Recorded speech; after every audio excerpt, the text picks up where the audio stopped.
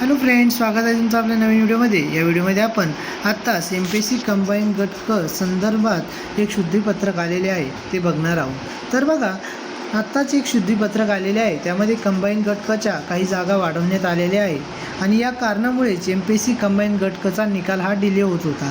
तर बघा, आता जागा वाढल्या आहेत आणि त्यामुळे निकाल आता आज उद्या किंवा परवा आपल्याला बघण्यास मिळेल। निकाल हा रेडी आहे।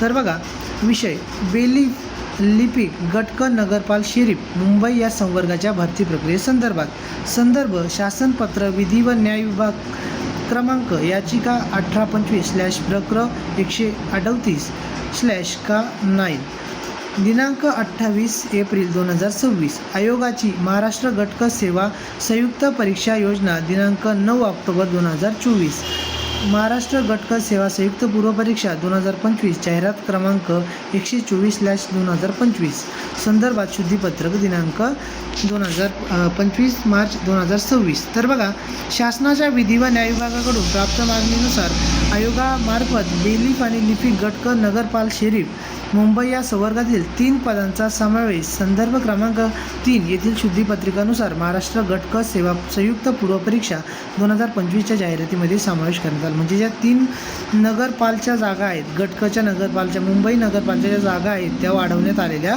आहेत।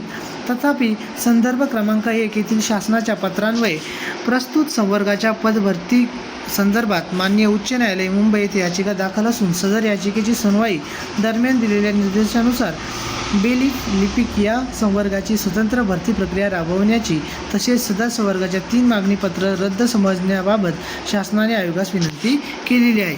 उपरोक्त शासनपत्राच्या अनुषंगाने महाराष्ट्र गट क सेवा संयुक्त पूर्व परीक्षा 2025 मधील बेलीफ लिपिक गट क नगरपाल मुंबई संवर्गाचे 3 पदे रद्द करण्यात येत आहेत।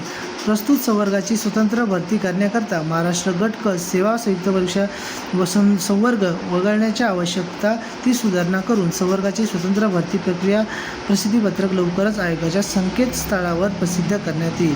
तर बघा, जागा या वाढल्या नसून तर 3 जागा या कमी झालेल्या आहेत।